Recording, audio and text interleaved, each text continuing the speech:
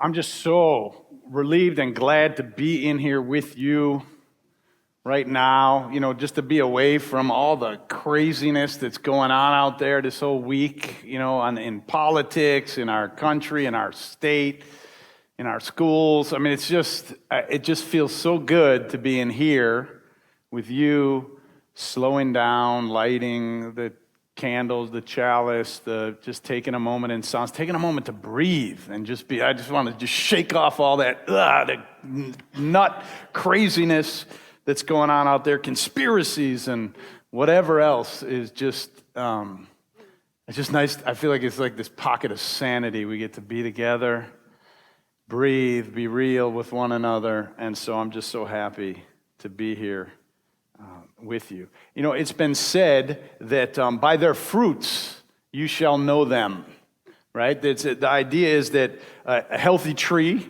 produces healthy fruit, an unhealthy tree can't produce healthy fruit, and it's the same with beliefs, that if somebody has healthy beliefs and values, that it helps them to live a happy life and a good life, and they make good things happen in the world. But if they don't, if they have unhealthy beliefs, then it can produce unhealthy lives.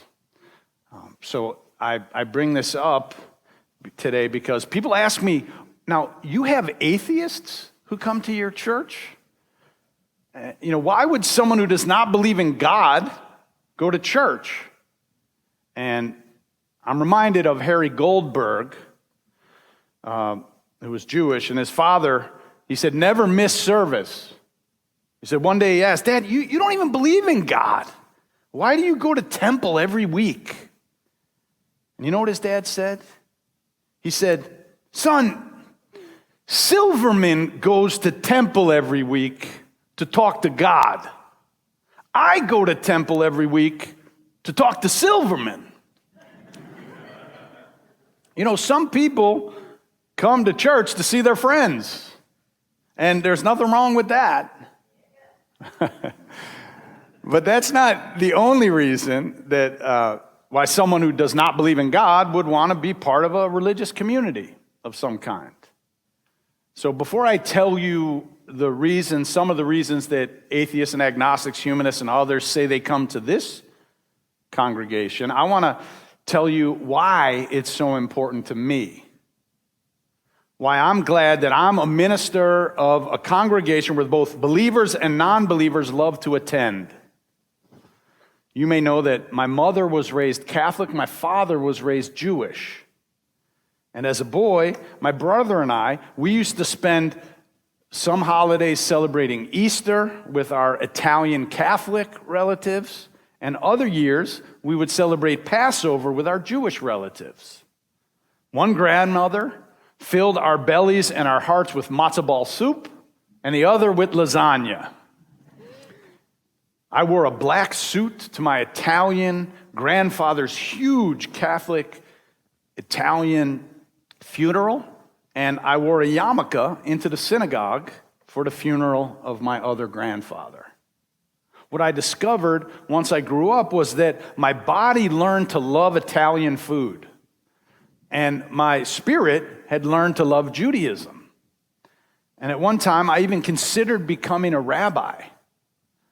I loved the singing in the temples. I loved the rituals that they perform at home in the Jewish tradition, lighting candles on Friday nights, singing, holding hands, eating certain foods. I like the prayers. I like the stories. So I love the values of Judaism. And I even went to Israel for a few months in my 20s, and I studied Judaism rather intensely. But what became clear to me through my experiences over many years was that because my mother was not Jewish, that I would always feel like an outsider in Judaism. In Judaism, it is believed that if your mother is Jewish, then you're Jewish. But if not, then you're not. It's a matrilineal tradition, the idea that and they believe the soul goes through the mother. Reformed Jews over time have shifted a lot around this and opened up a lot more. But I learned that if in order to be considered Jewish, I would have to convert to Judaism. But I learned that even if I converted to Judaism, depending on who I converted with, that most of the rabbis out there wouldn't even see that as a legitimate conversion and accept me as a Jew. And what became unmistakably for me was that under no circumstances did I want to feel like a second-class citizen in my own religion. And that's why I am so committed to making this an inclusive community where nobody who wants to be here ever feels like a second-class citizen. Whether gay or straight, Christian or atheist, Buddhist or Jew, Democrat or Republican, rich or poor, citizen or not, in this place, we are all equally loved, equally welcome, without exception. This is we sometimes call this a house of prayer for all people, even if you don't pray.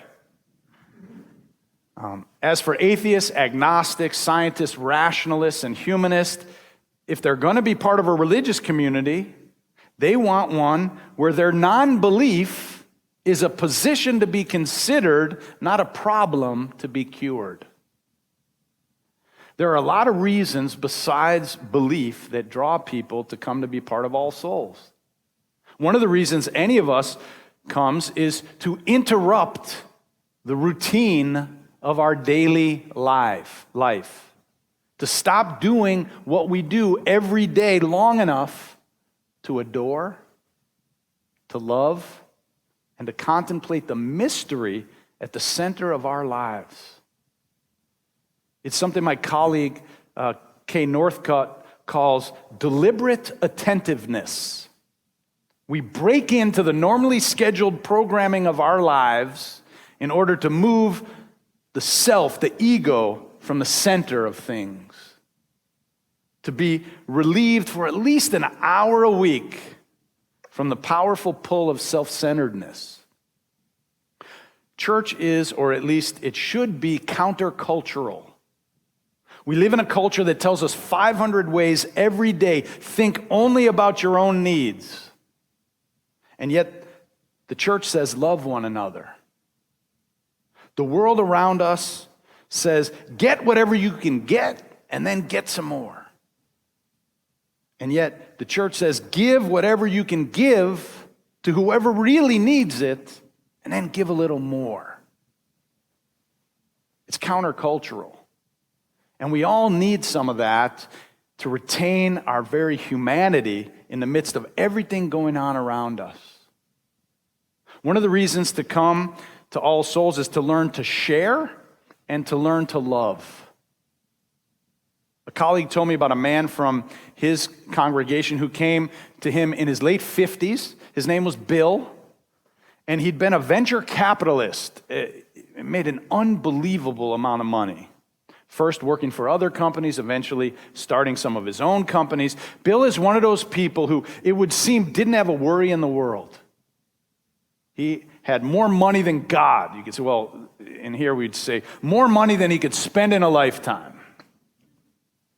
He also had a beautiful young wife, but their marriage was ending.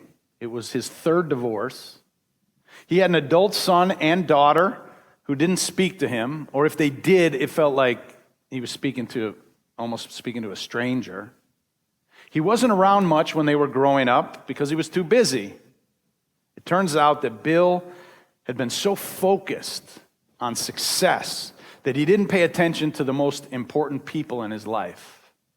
He told my colleague, I've proven to myself that I can become rich, I can become successful, I can have anything I want, except the one thing I want the most: love.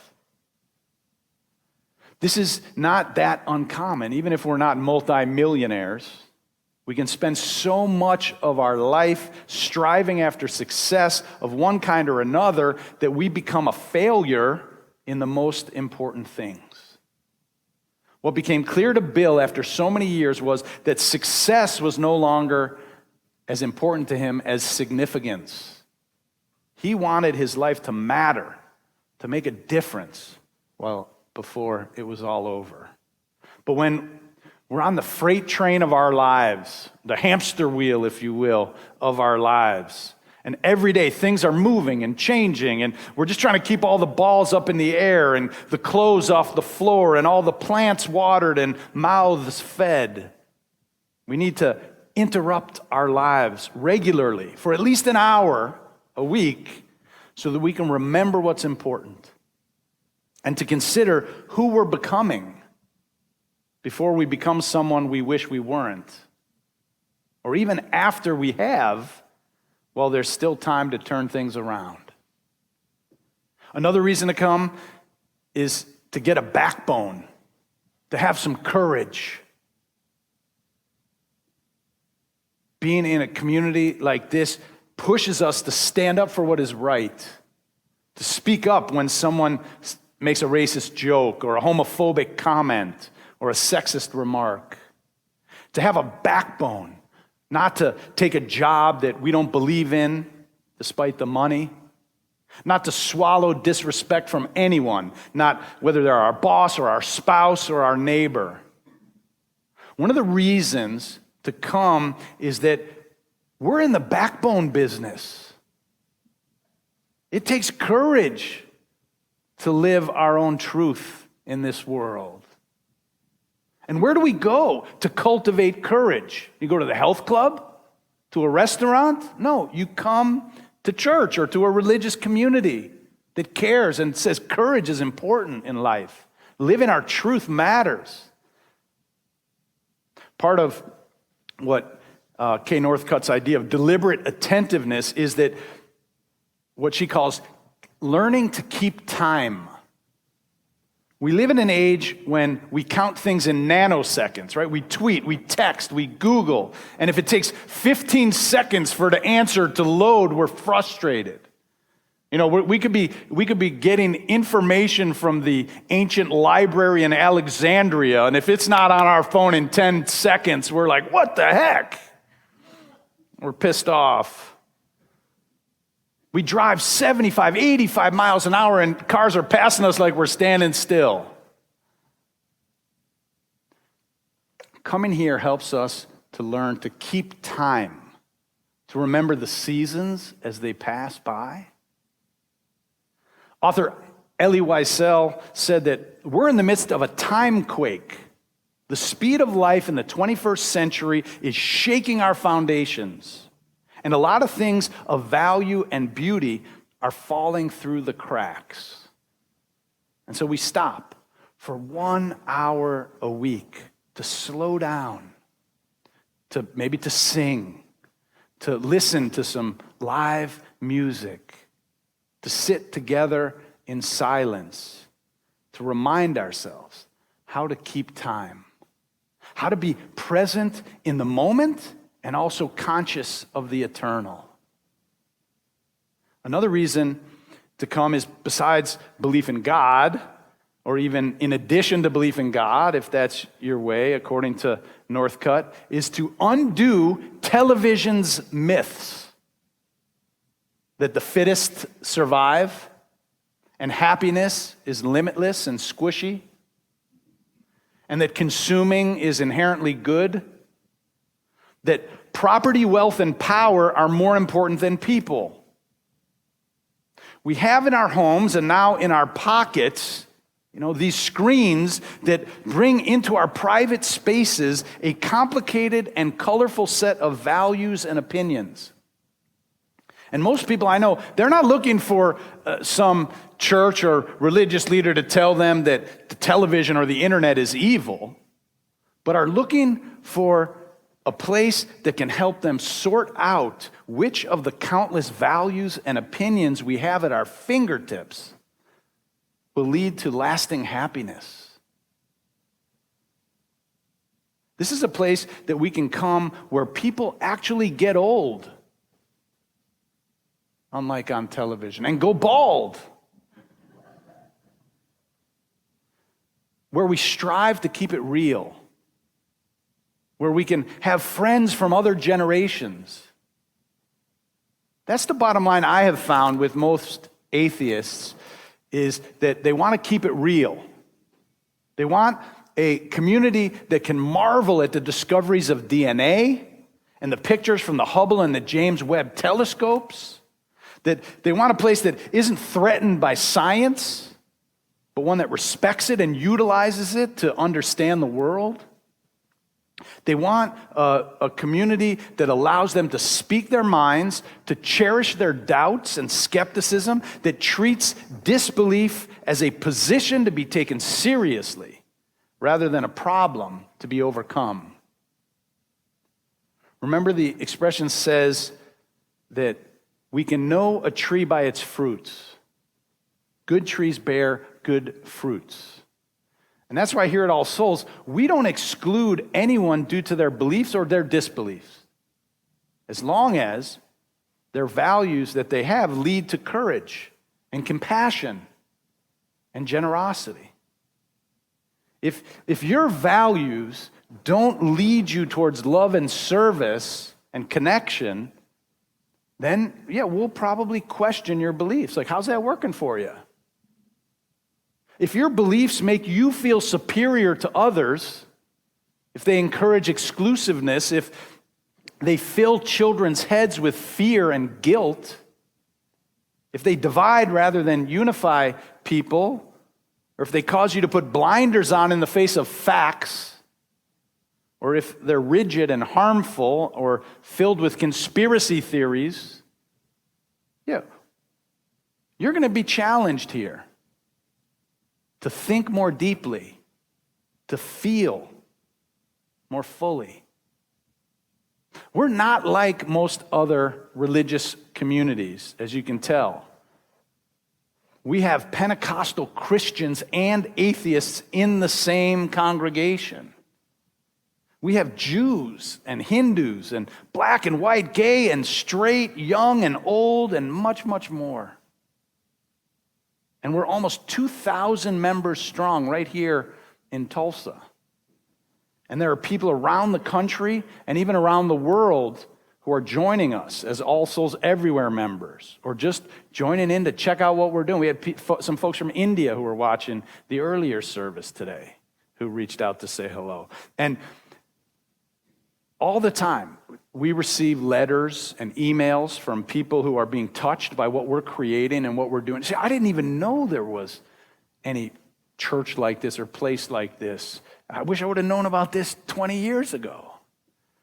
Some even send us money saying that they want to help support what we're doing. They want to be a part of it in some way. And here at All Souls, we're reaching across our differences to feed the hungry, to teach children how to read in our public schools, to help get out the vote, to care for our newest refugee neighbors, and to care for our environment. We're working to counter racism and homophobia and other forms of superiority, and even atheists want to do that, right? In fact, atheists are often the instigators. One thing that I love about atheists, agnostics and others, humanists and others who are non-theists, is that since they don't believe in prayer and they don't believe that God has a plan to fix all the messes that we have here, that they get busy working for justice, making a difference. Like, if anything's going to get better, we're going to have to do it. So they put their shoulder to the plow.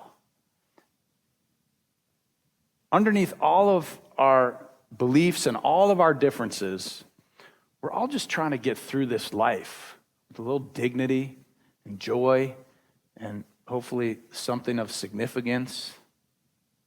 It's nice to have a place to help us weather our losses and celebrate our triumphs. My colleague Karen Anderson once said, "The people coming to our congregations aren't just asking, 'Do I have to leave my brain at the door?' Which the answer here is no, please don't. But also they want to know if they have to leave their pain at the door.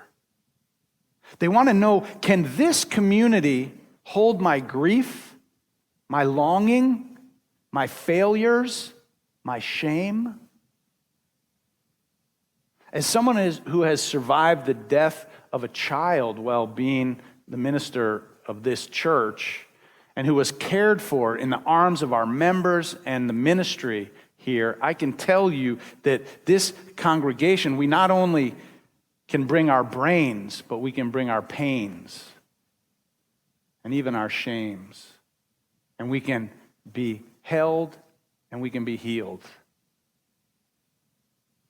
Let's be clear. We are reimagining what it means to be religious in our time, to be a religion, or what religion can be.